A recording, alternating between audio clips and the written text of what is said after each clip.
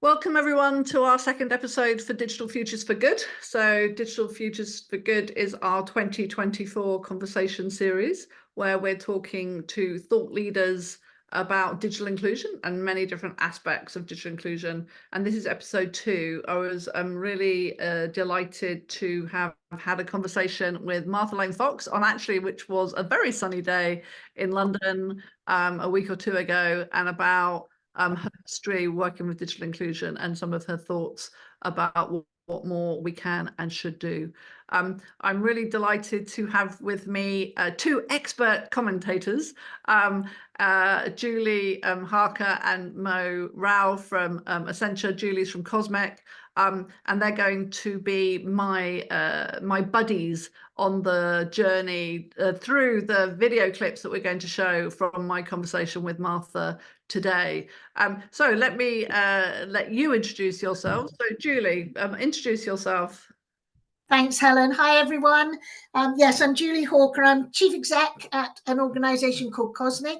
We're based in Devon in the Southwest, and we work primarily in the Southwest region. I like to think I've been at the coalface of digital inclusion for 27 years now. So Cosmic was set up and still works with the social objective of digital inclusion as our core focus. There's a team of 40 odd of us working on that currently. And we work both with individuals around employability digital skills, but we also work with businesses on workforce digital skills. So we've got a fairly broad view of digital inclusion, not just those seeking employment or life improvement, but also business and economic uplift through digital skills. I'm also on the board of several organisations, including the Good Things Foundation, where I'm very proud to be a trustee and work alongside Helen and others on that piece. So thanks for the invitation today, Helen. Fantastic. Thanks, Julie. Thanks for joining us. And Mo, welcome to Digital Futures for Good, episode 2. Please introduce yourself.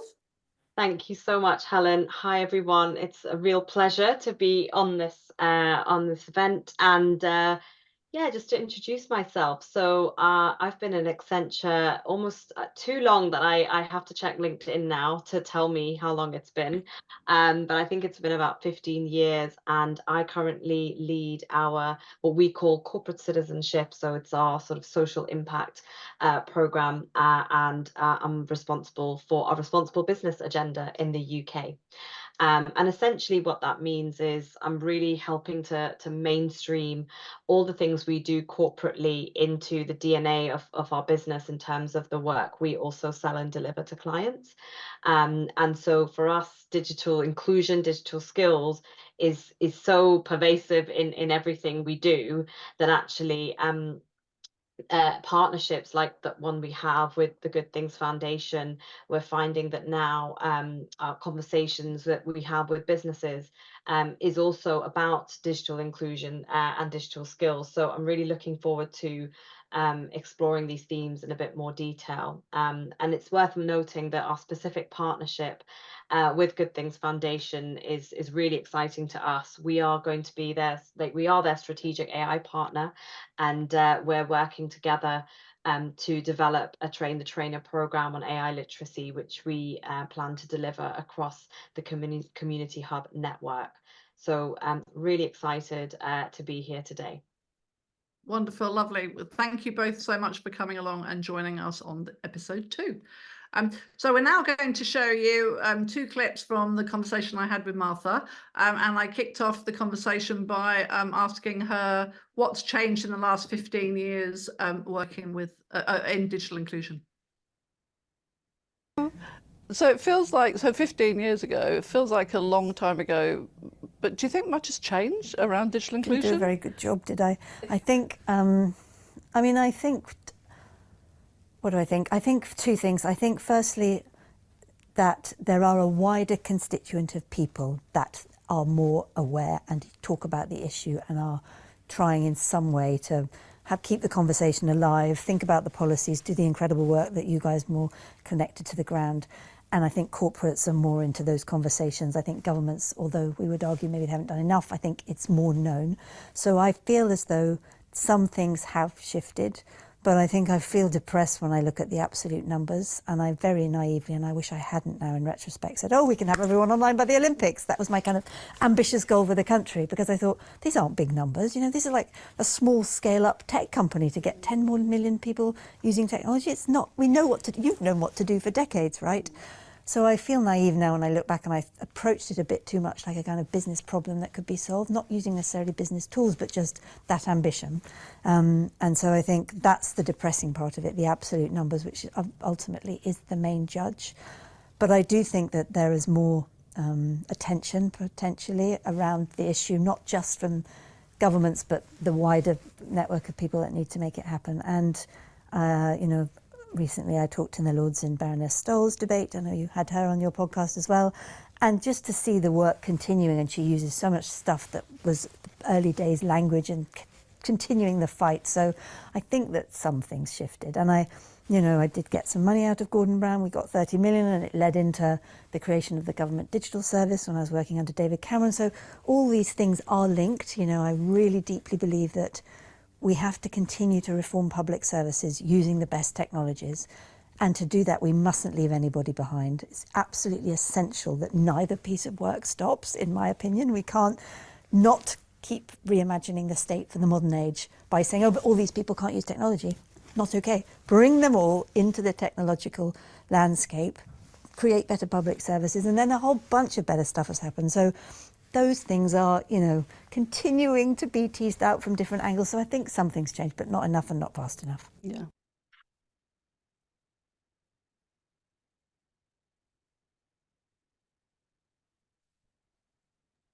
Thanks. Tash, shall we go into the second video? Yeah. Oh, we're seeing your So home. businesses are stepping up. The ones of technology. It's going to change the world.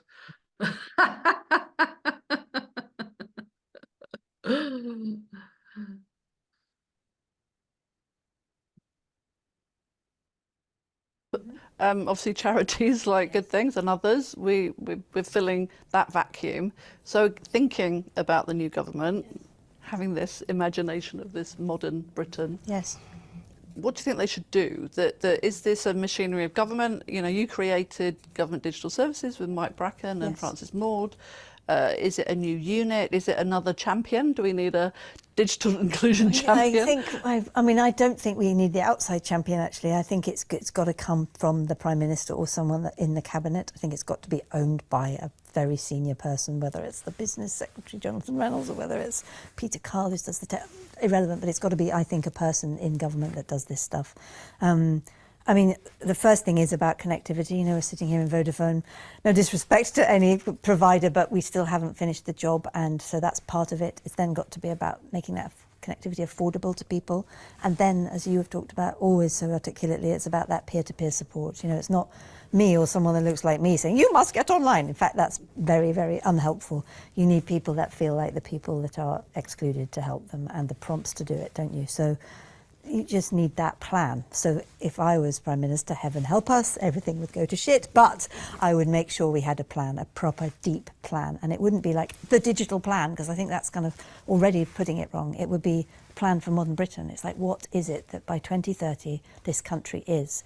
And I would argue we've got to be the greenest economy and the most digital economy. That's it. And that's what you've got to work everything back and out of.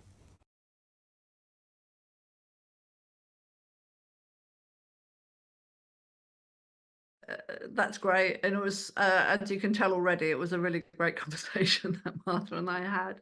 And you'll be able to watch the whole thing after this episode as well.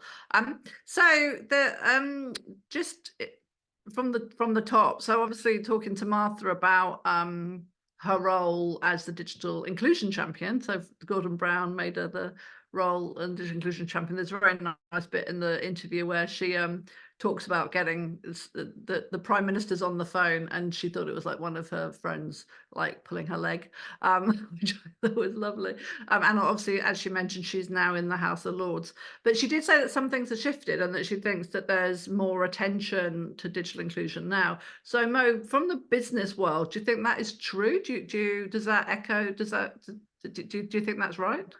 I think definitely from the Accenture perspective, what I can share is really the recent advancement in technology. So whether that's AI or generative AI, quantum computing, all of this has really put the spotlight, actually, I would say, on this issue indirectly, because now businesses are faced with a real conundrum, for want of a better term, around how do they harness this technology at pace whilst also potentially, reskilling the entire workforce. And I think the definition almost of what are essential digital skills is going to shift.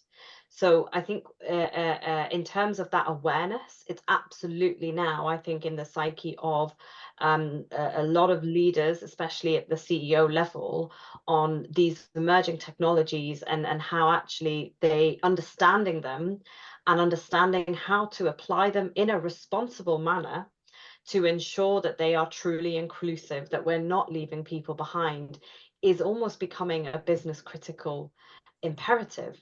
So absolutely, this is and the pandemic, I think, also accelerated that. I think we saw how it was just a necessity for us to move to this hybrid way of working, and it's now become the norm. And I think with AI and generative AI coming in, we're going to see another wave of that happening. Yeah.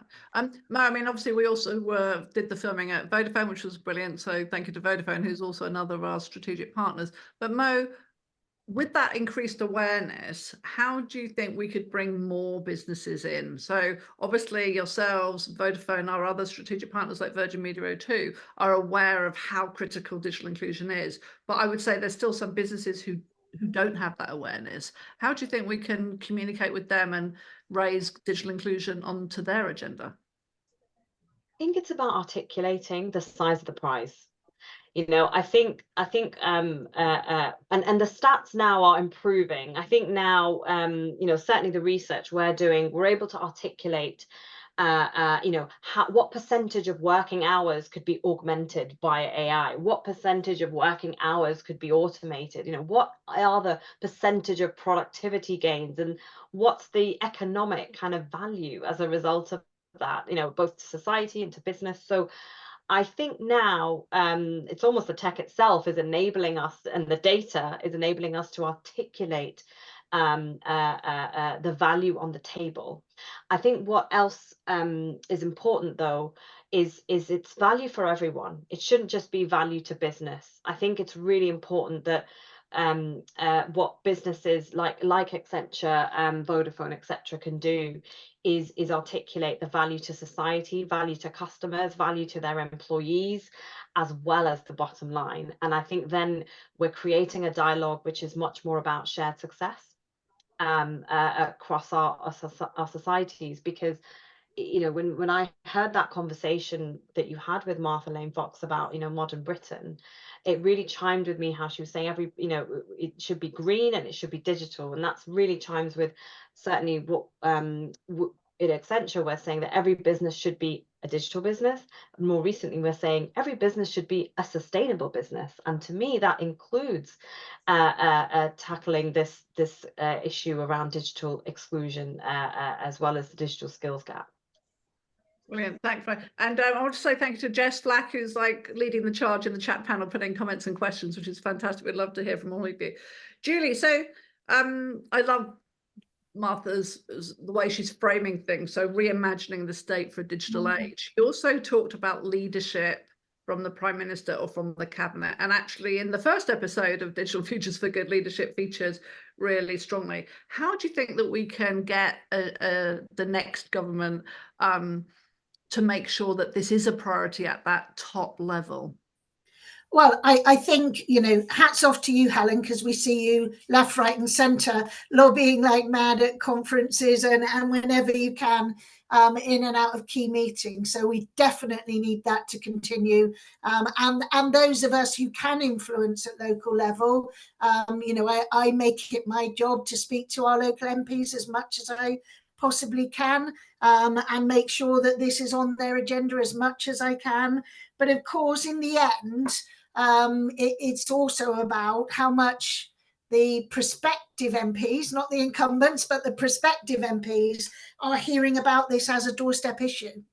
And I think in that respect, we've got to keep the comms on this as strong as we possibly can. And again, that's for all of our organisations to pitch in with and make sure that, I really like Mo's expression about, we've got to realise the true value of digital inclusion, and we've got to start articulating that in different ways. So thanks for that, Mo. I think that's a really good tip. And the other thing, if I may, Helen, I was just thinking, on this 15-year question, I was thinking about it as 27 years, of course I was. And when we set up Cosmic in rural Devon, we thought, our company name still is Project Cosmic. We thought we had 10 years and it would all be fixed. So I really, fitted alongside what Martha was saying about how we come into this with a naive sense of, oh, it's okay, we can do that. Reality is, and again, Mo explored this as well, technology is moving at a faster pace than most people can keep up with. Smack a 4-year-long pandemic experience into that. And, we still have such a lot of work to be done in this. And of course, those shifting goalposts make the audience to which we're addressing the subject of digital inclusion change as well. So it's so multifaceted. But back to your question, Helen, I think we talk to politicians, prospective politicians, wherever and whenever we can. But the broader comms piece is so essential this summer. Yeah, absolutely. And of course, none of us know when the general election is, so we're always on general election alert. Okay, let's go to the next clip from Martha, where we're talking about technology and digital inclusion.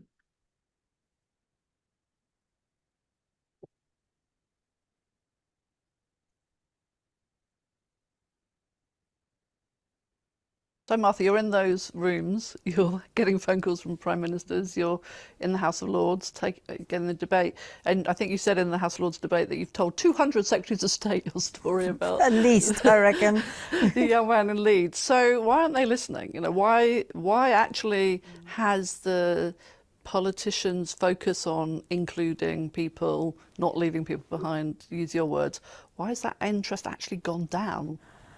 You must think about this all the time as well, and I'd love to hear what you think. My perception is the following, which is there's always shades of politics around every industry sector, if you like. Technology has been so political because it's shiny new thing, it's kind of geopolitically important, it's also cool new startups, innovation, it's an opportunity to have to put on a hard hat and you can be a politician standing by something cool. So the way that technology lands in governments is kind of interesting because, in my opinion, it's never the hard work of actual, connectivity, the content, all the things we're talking about. It's always about the photo op and being seen as the best place to start a digital business, be an AI company, be a startup, whatever it might be. And that's just been a narrative that has been more dominant in this particular shade of government. I really want to give a shout out to Gordon Brown because he got this. I really do think that. And he gave some funding to you guys through our work and he understood that it was important. He wanted to create this role and he wanted someone to fill it. So I do give him credit for that. And then I also give some credit to the coalition government because although I think this part of the puzzle wasn't as dominant, they did see the case for reforming public services and trying to include people. And I know that David Cameron really understood the point that if you are unemployed, and yet, as they are, 99% of jobs are only advertised online, you're screwed. So I think that there have been shades of it that have landed well, but I think the fundamental issue is that the way technology is in government, it's either hideous IT projects that stay away, or it's like, oh great, opportunity to be photographed with sexy new startup.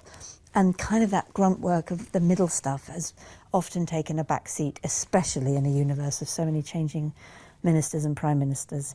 So I don't think it's a kind of malicious thing that's happened. I just think it hasn't been on a priority list and technology has had other priorities in prime ministerial eyes.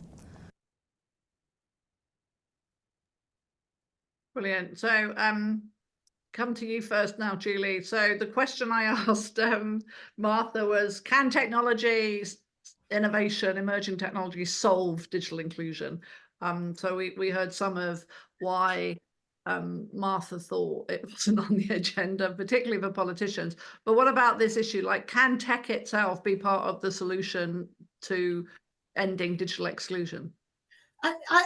I'm an optimist, Helen, and I, still carry on this passionate drive towards digital inclusion on the basis of optimism. So, I see technology, i.e., the rapid development of devices as part of the puzzle, the rapid deployment of connectivity, still an issue 27 years on, but let's keep that in the frame, but also this investment in skills and engagement.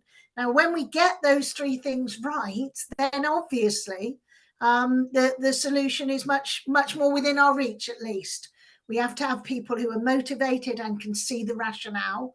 But I do believe, and especially off the back of recent, especially AI and automation type of technology, we now have a new much more positive outlook, I would say, on where this is going, because the engagement with digital in the modern Britain, which I definitely buy into, that description, is one that sees devices and technology software platforms actually enabling people much more, and without technical skills. I think that's where we're going to with this, is the lower barrier posed by increased advancement in AI and automation equals a lower hurdle for people to jump when it comes to the technical aspect of digital.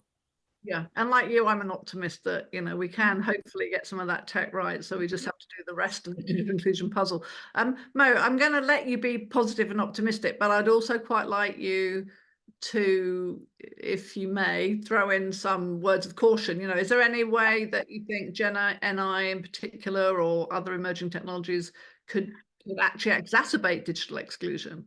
No, it's I mean, exactly. I think the idea of technology making digital inclusion like obsolete, I just don't think that's even possible. Like, I think in a way, every time, I mean, that's why we've been in this gig for over a decade. I mean, amongst us, maybe hundreds of years of experience in on this forum tackling this issue. And it is because the goalposts keep moving. And so actually, I think in terms of what we need to be aware of is that it's kind of not a one and done. I think this is an evergreen issue. It's just how we tackle it, what exactly the barriers that we are looking to address will shift as we get new technology advancements, but also the macroeconomic context that we live in is constantly changing. I mean, we're in a state of polycrisis at the moment, right? With all sorts of macroeconomic issues that society is also dealing with. So I think that's sort of my first reaction, actually, in terms of, yes, technology can solve for some of those systemic barriers, but I think the issue will evolve in nature. In terms of risk, I do think it is absolutely critical that as new technologies are being developed, especially around these emerging ones like generative AI, having that responsibility lens is absolutely key. And I think we're seeing from Europe, there's lots of thought being put into regulations to ensure fairness and safety. But I think there's definitely a lot of work to do there to really have a shared level of understanding, not only in the tech sector, but just across industry when developing, but also applying these new technologies, that we are not adversely impacting, especially marginalized groups in the UK. So that's just, I think there is still a lot of learning to do there. And I think it's just really important that we don't get too happy clappy with all of these new technologies and excited by some of these headline stats around productivity gains, because I think it's important that actually, even from a business perspective, the risk is not just compliance. It's actually much more broader to get it right. The risks for businesses are around their brand and reputation, and much more broader. So I think, yeah, the next few years will be really interesting to see how that regulatory landscape evolves along with the adoption. Yeah, brilliant. So let's just go to see how Martha answered that question in a little bit more detail. You're in all these wonderful political rooms. You're really making my life sound fun. But also the technologist rooms, and you're always very open that you're not a technologist by background. So thinking forward about the new and emerging technologies, obviously we talk a lot about AI and Yes. Generative AI.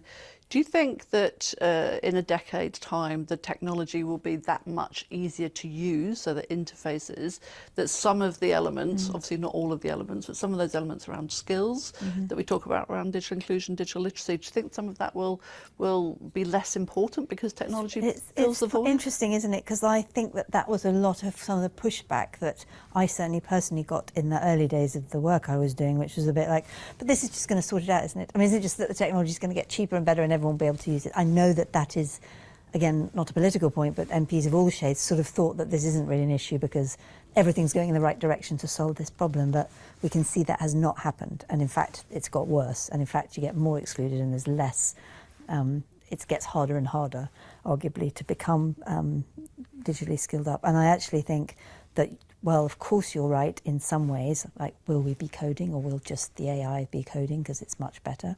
You know, automatic code is what all engineers I know are talking about. Then maybe, but will the tools get easier? Yes, maybe, but we're talking about, I would argue, something even before that, aren't we? We're talking about affordability of some of this stuff, of kit, of connectivity, and, you know, brain space, and just ability to have the conversations that enable you to see the options and the possibilities in this brave new world. And I think, you know, the more vulnerable group you are in, the less you have that capacity. And so ironic that for people for whom it might help the most, it is the least likely to be part of their lives. So, you know, I read some really interesting research, and about 5 years ago, a woman, one of the first people that has done studies about socioeconomic groups and your brain. And what a surprise, if you are living in real poverty, you don't have brain space. Your brain is chaotic. It's wired now chaotically because of the stress of living in relative poverty. So, you know, things like being asked to turn up for a benefits appointment at a certain time, that's just very stressful. And we might all sit there going, well, just turn up and get your benefits, just like that's the one thing you have to do. But actually that becomes an incredibly difficult thing to do if you're managing a chaotic life. Sounds so obvious. And it's relevant, I think, to digitization, because unless you start with real empathy and compassion for what that excluded person's life is like and work out what the use case for them that will make their life better, I don't think we'll crack the problem. And I don't know if that gets solved by better, cheaper, easier tech. I think it needs more proactive intervention than that.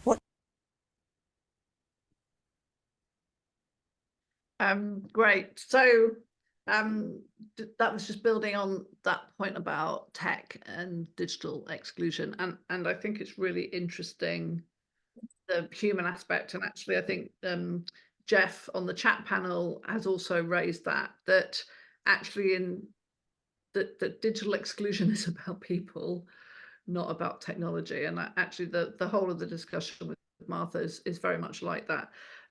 Julie, one of the things about making it, I think that Martha was saying, more personalized. So how do we help people to, within this kind of chaotic, as she was kind of calling it, like lack of brain space, how do we proactively support people to see the options and opportunities and to see how technology can help them with their lives? One of the things that Martha does say, which is obviously music to my ears, is that local, you know, community centres, digital inclusion hubs, National Digital Inclusion Network is so critical to this. But what do you think, and like what kind of proactive steps should we all be taking to put the human into this and to make sure that the people who most need to be digitally included are part of that journey? Yeah, it's a really interesting journey that we've been on while we've learned some of these things. And absolutely, you know, I think my experience of UK online centres over, you know, 2 decades long worth of involvement in that is that the ones that are doing it well, they are friendly, they are human spaces. They are not laid out with technology in mind. They are laid out for human interaction and engagement. And certainly the UK Online Centres I had the privilege of visiting in Sheffield last summer, and the ones that I know closer to home do that brilliantly well. And they make it a social fabric as a part of visiting those centres so well. And then on the other side, you know, through my experience and the work that Cosmic's involved in,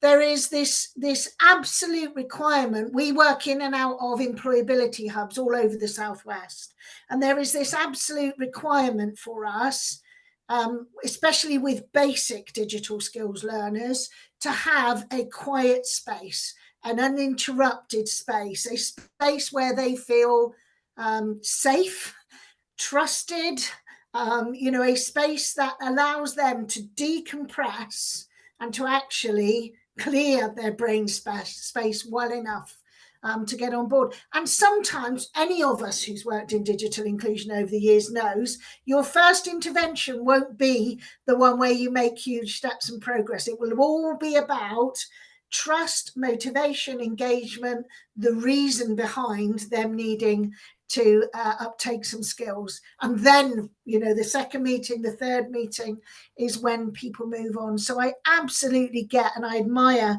Martha for highlighting this issue of the psychology and the absolute human needs when it comes to those furthest from the digital skills agenda right now. Fantastic, fantastic. Mo, I'm actually just going to go to the last clip from Martha because I really do want to make sure we do get to comments and questions from the audience as well. So let's have the last clip from Martha. And I just hope that then after the election, whatever the shade of government, that people will look around and think, okay, it's 2025 nearly. What is modern Britain? Well, modern Britain has to be based around the tools of the modern age. And that is across the board, right? We've got to help individuals be powered up. I'm president of British Chambers of Commerce. 84% of our businesses say they don't have the right skills in their business and that they're anxious about technology. 84%, right? And this is the bedrock of our economy, these businesses. So you're not going to be able to power up individuals, power up businesses, and ultimately, therefore, make the state work better if you don't put this as a fundamental building block. And that really isn't a political point, that's just freaking obvious. So I hope that whatever new energy comes after the election, that people will think it's not 1825, it is 2025.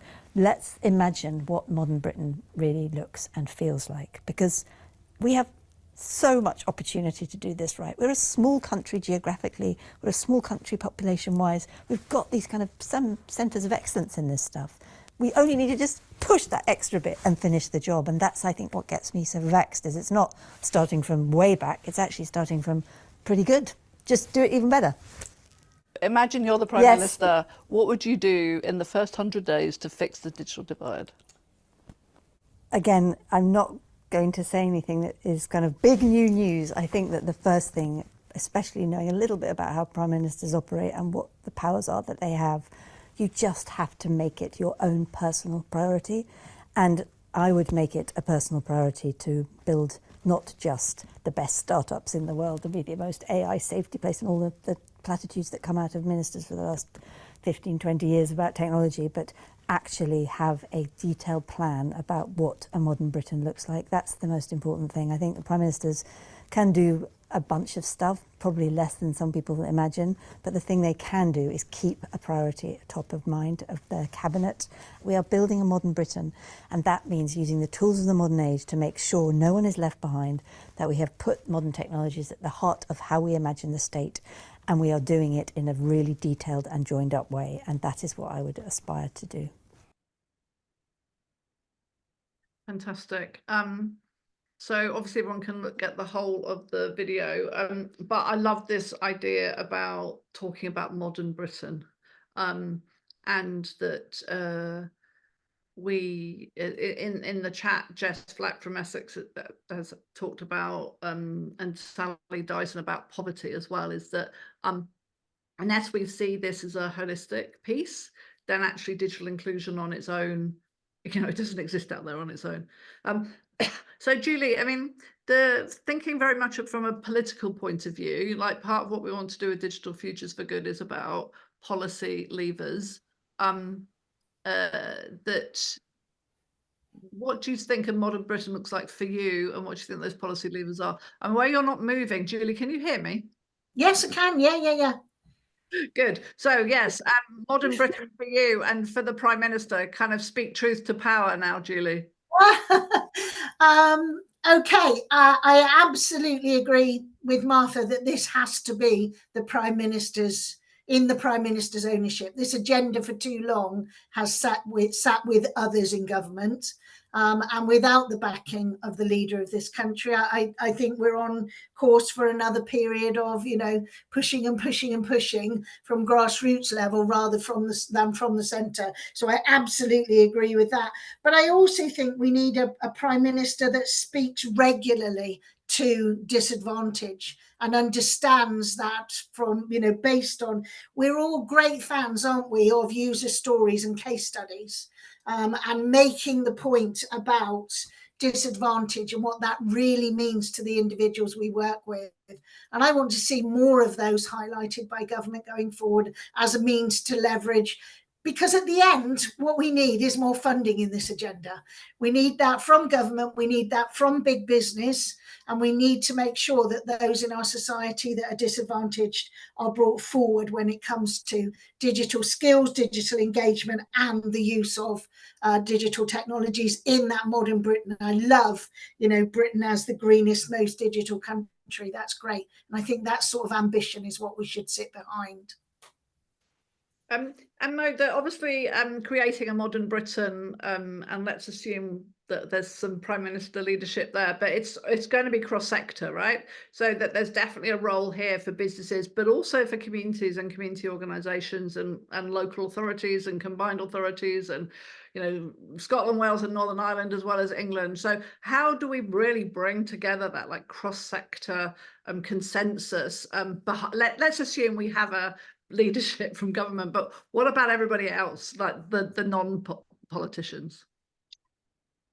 I think we need some kind of radical collaboration, and I think what we need to remember is, because we've all been on this journey for so long, that there's lots of lessons we've learned along the way. And I think that's what's really important here, that we all bring all of the actors in this ecosystem, whether, you know, to all the different kind of members, bodies, you know, industries, etc., that you've mentioned. They all have a perspective to share. And I think what's going to be really critical to success is that that whatever strategy, policy, etc., is developed, that it is done in consultation or with input from all of these stakeholders, and we do reflect. I think we tend to look. I think Martha said this in her a video that's always about the next shiny new thing, but I think actually it's really a lot of a great experience and insight from people like yourselves who've been in this for so long, that can help shape future strategies. And I think that's really, really important. That shouldn't be underestimated, because sometimes I think it's a simple strategy actually can do the job. It doesn't have to be overly complicated. But I do think to what Julie was saying, it really struck a chord around investment. In that certainly research that we've been doing shows that it's not just about investing in technology that is going to help us. We actually need to invest. Some of the research we've done suggests up to 9 times the investment in people, in the reskilling agenda. And I think that's something that perhaps there's a bit of naivety around, in terms of really seeing that the technology is the co-pilot. It's not the answer, because the person is actually at the center of the solution. So so in terms of balancing that investment, I think getting that right is going to be key as well, as the collaboration. Absolutely right. I'm now going to try my best with the chat panel that Jess Flack has just put on, that what you was just saying that might be the problem. Digital inclusion isn't a shiny new thing at the moment. It's a dull penny at the bottom of the pocket in a cashless society. That's brilliant. Lovely. I love that framing. And then there's other things in the chat panel about that. I was going to use the word business case, but I think even calling it a business case seems to put it in the boring corner.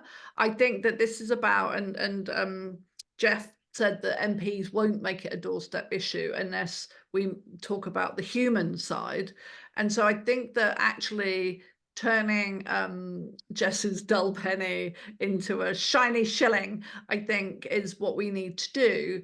And I think that the cross-sectoral focus that we've been having today, I think, will really help. I mean, there's a comment here about a campaign, I think, Mo, that you were saying about a kind of radical new way of framing this.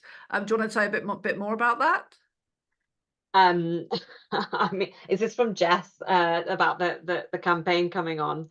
No, I think in terms of the radical collaboration point, I think there's already momentum. You know, I've seen forums like future.now. I think that's a great example where business is coming together around a particular issue to raise awareness, in this case around basic digital skills in the workplace, and has successfully influenced government strategy around creating an essential digital skills framework. I think there are these lighthouse initiatives and coalitions that exist. We need to build on them. I think that's where there's really power in some of the building a campaign in terms of leveraging what we have already that's working, where we have momentum. I think that's really important. Mo, you're a strategic partner for Good Things Foundation. I mean, and clearly there's lots of other organisations working in digital inclusion. I mean, clearly Good Things is UK wide and national. I think that sometimes, and apologies to you and to other businesses on the call, sometimes businesses want the shiny new thing. They want the photo op and the hard hat, right? They want their press release that's just special to them. How do we make the case to businesses that actually working together, creating bigger impact by coming together, and will actually shift these big societal issues like digital exclusion? Where's that narrative failing, do you think? It's a great question. I think now is a great turning point, I think, that we're seeing on this particular point, because first of all, businesses have a war for talent, right? That's kind of where I think the tension lies. And ultimately, with now we're going to see some of the most rapid technological advancements with the AI boom. And I think then we will really see that businesses recognize the need to kind of invest in building a talent pipeline, because I think we will see this gap between, from an education perspective to the talent requirements for business, and they will have to invest in addressing that gap. And I think that will be a shared goal for business to get around. And I think that's, to me, is what is key here. The way to get any organization, it's not just business, just in general, to get momentum, is to develop a vision around solving for a shared goal, a shared problem. And I think that the talent issue is going to hurt not just one industry, not just one business. It's going to hurt a lot of businesses because it's going to be critical for them to stay competitive. Yeah. Julie, I mean, clearly you mentioned about being in rural Devon, but I know you work in lots of different geographies down in the southwest. How do we help community organisations? Clearly at Good Things Foundation, that's a really big focus for us. How do we both, it's the classic act local, think global, how do we both support and enable and empower and amplify and shine a spotlight on those local community organisations who are helping people with their complex needs with inclusion part of that, but also act collectively. You know, how do you think we can square that circle? I mean, maybe you know, some of what we're doing already, but what more do you think we could do? I think I can speak from Cosmic's experience. From the very early days, we made it our job to be a partner of choice for the voluntary and community sector when it came to digital skills. And we still do that. I personally get involved in, you know, the network of VCSE organisations across the Southwest. And we regularly contribute to their events, to their engagement activities. And we have supported a multitude of programs run by VCSE organisations, and we either deliver some training to their staff who are going out to do it, or we produce content to share with them on that basis. And like I say, I think it has to be intrinsic, because what we do know is that those VCSE organisations will be closer to the people who need us than we will. And so we have to recognise that there is a trust factor and an existing relationship that comes into play in terms of engaging with those people. And there are some wonderful examples of that. Spark Somerset do some fabulous work around community engagement and making sure that the organisations closest to the individuals who need this support are facilitated, and we invest in those. So yeah, I can only really speak from my own experience, Helen. I hope that helps. Fantastic. Yeah, and Spark Somerset actually won the ISPA Award for digital inclusion last year. So Yeah. that will be an award coming up this year. So Sally Dyson, who's in Scotland at SCVO, said it often feels as though digital inclusion is seen as something that charities, voluntary sector and community organisations should solve for society. We need to shift this back to it's a job for everyone, and only by everyone playing their role will we make long-lasting inroads. So the question is, what is the wicked reason for each individual organisation to get engaged? So Mo, do you want to answer that? One wicked reason for organisations to get engaged? I think it's kind of what I was alluding to earlier. You know, it's all about shared success. Like you could certainly from a business perspective, I think there needs to be a mindset shift that you're only a successful business if you're successful in a thriving community. So it is ultimately in your own interest as a business for to look at not just like a shareholder value lens, but a stakeholder value lens around what are you doing to invest in your people, in your communities, as well as driving growth and reinvention, and to grow your business. So I think in terms of that wicked problem, or the wicked reason, I think it's really anchoring business organizations in getting them to think about what is shared success to them. What does that look like? And actually they'll find that this issue, digital exclusion, which is so wide, right, which we've talked about, they will feature that on some part of that spectrum for sure, as one of the aspects of shared success. So because every business is needing to be a digital business anyway as a hygiene. So I think in a digital economy, I would have hoped that that framing might help businesses really understand the link in terms of digital exclusion to their own growth. Fantastic. And Julie, what's your one wicked reason that everyone should be involved and take responsibility? Hi, Sally. Nice to see you. I think most of my interaction with voluntary community organisations over the years, the wicked stuff usually revolves around money and their sustainable models. So, that's usually where I start a conversation with a VCSE, is about, saving money, saving time, putting them in front of people who could potentially fund some activity for them. So usually my wicked reasons tend to be with pound signs at the forefront, and trying to make sure that, wherever there is funding available, it sits with the organisation that's best placed to actually make the difference, and that gets our support. I hope that's a good enough answer, Sally.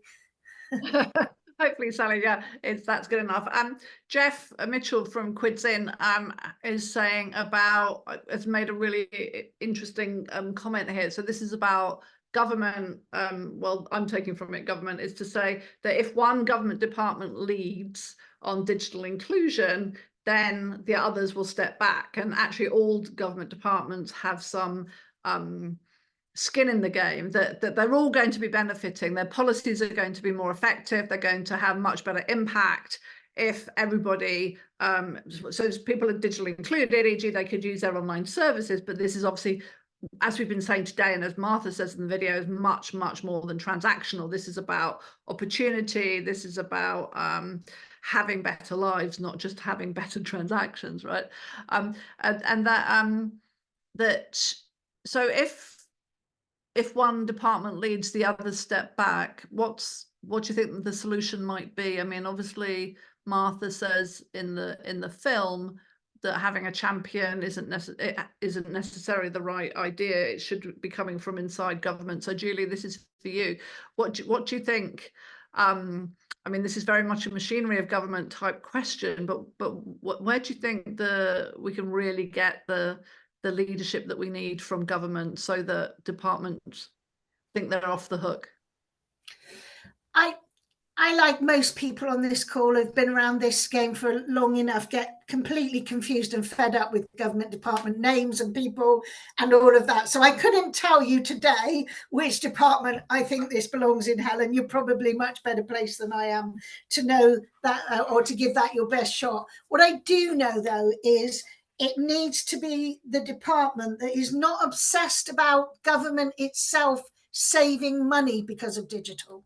It needs to be about government understanding that this is the major lever to life, education, community, social fabric, health. I think it was Penny that was commenting on the importance of engaging the health authorities in all of this dimension. So it needs to be, I think, and Martha reminded me actually when she reflected on the government digital service, the mechanism of which was to make sure that governments save money through digitization. Yeah, it needs to go well beyond that now. It needs to be owned by the people or person who recognize this as a societal issue, as an individual uplift opportunity. Yeah. Brilliant. I mean, that time has absolutely flown. Please do have a look in the chat. There's lots of great stuff there about place-based. There's a really great story that a different Helen made about being a secondary school teacher during the pandemic, and even after the kids got the laptops, those kids from those really tough socioeconomic backgrounds were way behind academically. Sally Dyson again says how it's embarrassing. How do we make it embarrassing that businesses, public sector aren't contributing? So maybe we should think about that. How do we make the embarrassment factor? We talk at Good Things a lot about how do we talk about how people in the general public are angry that they're being left behind. That top down, obviously a lot about, prime ministerial leadership. Jill says Department for Science, Innovation, Technology feels the right fit. I think that's absolutely right. But I think the PM needs to be holding the next Secretary of State to account rather than them letting the other departments off the hook, or even just not having that join up, right? So if we could have someone potentially, if Labour wins and if Peter Kyle happens to be the Secretary of State for Department for Science, Innovation, Technology, as long as he sees it's his remit and he's being held to account for pulling those departments together, I think is absolutely fantastic. So thank you, Julie and Mo, for coming along and helping. And thank you to Vodafone for hosting us when we did the filming, and a huge thank you, of course, to Martha Lane Fox, who gave us that amazing interview, and that recording will be available straight after this session. There'll be a news story on our website, and we're going to be compiling that into the blog. We'll also be saving the chat panel. Maybe I should have said this at the beginning, but for everyone who's made those amazing contributions, we're saving the chat panel, because what we're doing with Digital Futures for Good is we're going to be writing, well, there's a blog that comes after each episode, and then at the end of the year we're going to be writing a Digital Futures for Good report. So all of this conversation and all of your input into the chat panel will all be going into that report at the end of the year. So that's the end of episode 2. Episode 3 is going to be in conversation with Emma Reevy, who's the Chief Executive of the Trussell Trust. And Emma and I are going to be talking about deep poverty and digital inclusion. And a lot of things that we've touched on today, and a lot of people in the chat panel are very interested in that. So that we know there's a massive link between deep poverty and digital inclusion. And again, not just because of affordability, although that is a big piece. So that's the next episode that we will be broadcasting on May the 22nd. So please put that in your diary. And I think also afterwards we will straight away have a link to the Eventbrite, so you can sign up for that. And then a couple of future episodes we've got in the bag, one on health inequality. So obviously there's also already some people in the chat panel interested in that. And then we're also going to look at one around devolution, which will be really exciting. And we're going to do all of that before we have any kind of summer holiday. So thank you so much, everyone, for coming. Thanks again to Mo and to Julie, and of course to Martha. And hopefully I'll see you all next time. Thanks very much. Pleasure. Bye. Thanks all.